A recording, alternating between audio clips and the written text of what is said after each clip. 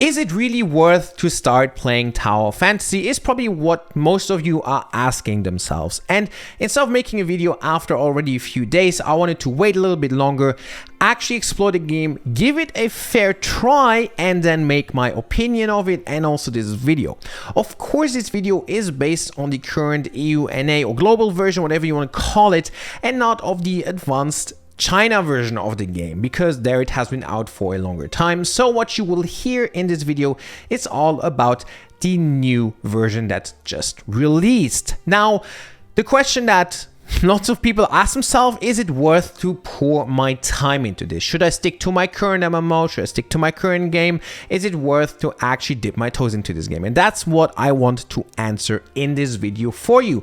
I will be having no bullshit here, nothing. I'll give you everything I feel about this game that is important to you so that you too can make your opinion of this game and install it or not install it in the end. So let's have a look at that. First up, the gacha system. Now, a lot of MMO players do not like the gacha system. I don't like it that much either, but unironically, in Tower of Fantasy, the gacha system feels okay. Basically, you're pulling 4 weapons or characters in this game, right? And every 80 pulls, you get a guaranteed SSR, which is the weapons or characters that you want. The ones below are kind of worthless as far as I understand, so you need those. Now, 80 pulls is, of course, a lot of money or a lot of grinding in the game. But the best part is, if you get an SSR unit before those 80 pulls, you will still get the one at 80. That's kind of good. I really like that. I think that's a good system. After a total of 120 pulls, you can then get a duplicate of a unit you already have, advancing it 1 level. And I think it goes up to 7 or 6 levels or something around those lines, and that is also pretty good. Of course, there is a lot of money involved in that, and if you want to stay free to play, I don't see how you're going to get a lot of pulls down the road, because most of them for free-to-play players seem to be locked behind events and also world exploration, something we're going to get into later. The second thing I wanted to touch on was the character creation. Now, character creation in this game actually feels really good. You have a lot of options, you have a lot of things you can choose from, you can make your character quite unique. And that's something I like. I also do like the art style of the game, I'm not going to deny that, but the character creation is pretty good. Seriously, if you just like, you know, like taking pictures of a character you create, this could be something for you because of the art style alone. Now let's get into the content though. So what can you do in that game? Every day you log in, you have some bounties to do. So you go to a certain point, you kill something, that's it. Takes you around 5 to 10 minutes. That's done. Then you have a sort of resource called Vitality, which allows you to do actual content with other players. Now, this is not a traditional gacha where you play by yourself like Genshin. It's obviously always compared to Genshin due to the everything is pretty similar, but this is supposed to be an MMO. Now, in this game, you have certain instances that are 4 players, and then you have later on apparently some that are 8, but I have not tried those, of course. But the 4-man instances actually are okay. Some of them are decently hard. If you get matched with pretty bad pucks, they can be tough. And then there's some that are way too easy and that take no time at all. Do I feel challenged in this game so far? Not really. I had one instance that was a bit harder, but that's because you went in as 3 people instead of 4 people, basically. So that content is 4-man dungeons in different like things. Some are like boss rushes, so like different bosses come and you get chests. Others are like you just walk around, pick up buffs, you kill enemies, and then you face an end boss. They're like small modes that are like, of course, different from each other, but it's all very similar. You kill enemies, right? In the end, that's always the same. So the variety there is not amazing, but it's also not bad. Now, what is there to do besides the instant content? That is a good question, and that is the open world. Open world exploration is something I've done a lot. I have 100% on 4 continents already that they have released now. The last one is currently still locked for me, something I'll talk about later. That's pretty bad. But so you can do open world exploration, which is honestly one of the most fun aspects of this game for me. I really enjoyed it. I'm usually not the type of person to do tons of horizontal content. or especially when it comes to world exploration. But here, I don't know what it was. Maybe it was because I got so many free pulls from it or something. But the world exploration in this game actually feels fun and worth to do. You get, of course, a title, you get some free outfits.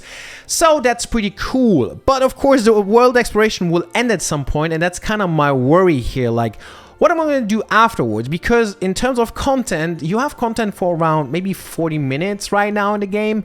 Maybe a bit longer if you take away the whole open world exploration, of course. And on top of that, it feels like you have to do the content, because otherwise you're going to overcap on your resource that was named Vitality, right? Now the thing here is, if you actually overcap, you still get some rewards from it. So that's not the end of the world if you do not do your daily stuff in this game. How about the MMO feeling now? Now, I honestly am not that convinced about calling it an MMO. Yes, you can see other players in the open world. Yes, you can team up. Yes, you can kill world bosses together, which is probably my most fun activity in this game, to kill world bosses together with other players, because you can have a lot of people there and then kill it together, which is fun. And the only time it actually felt like an MMO.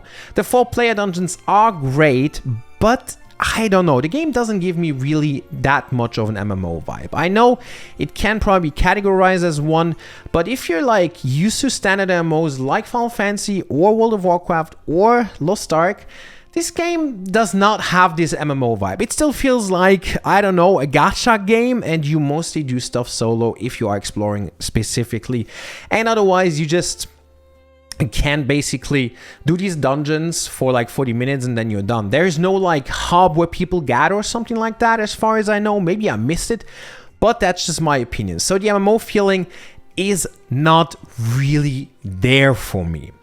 Now let's get to a few things that are very negative about this game, in my opinion at least.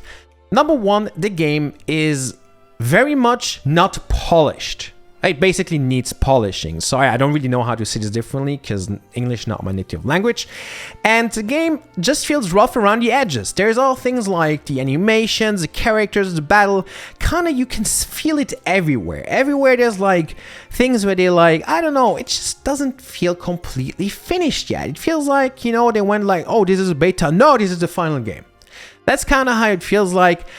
It just needs some polishing left and right to actually feel like a finished game to me. That doesn't mean it now is bad or anything, but that's honestly a big part of it.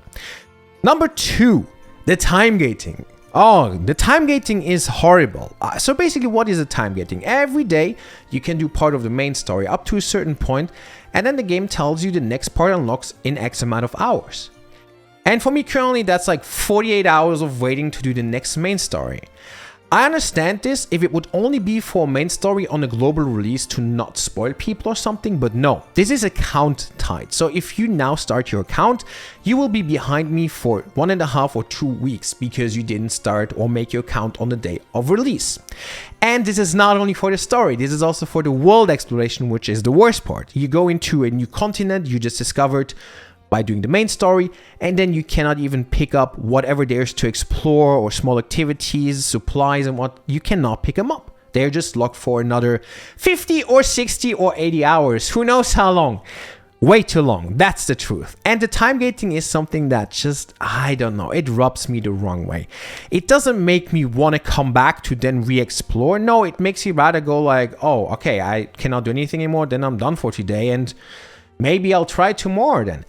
I really do not like the time gating. I think that was a bad idea. Let people explore as much as they want. The level cap that they have is fine. There's also daily level cap that is accompanied by the story cap, right?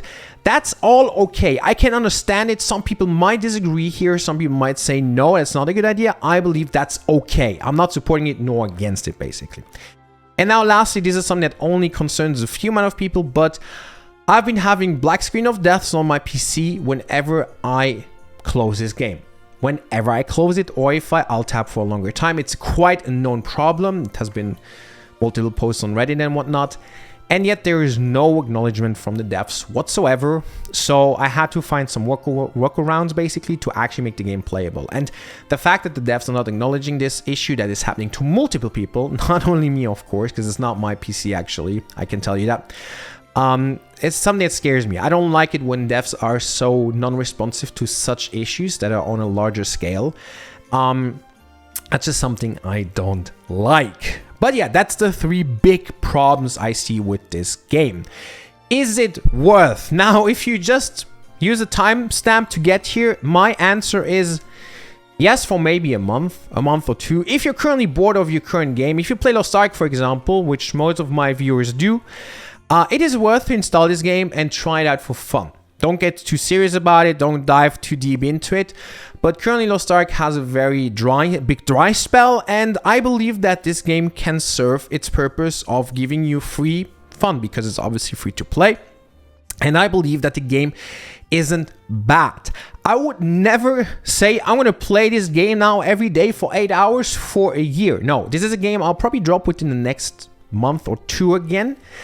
Just because the advancement and everything goes a bit too slow in my opinion. I cannot grind it as much as I'd like to.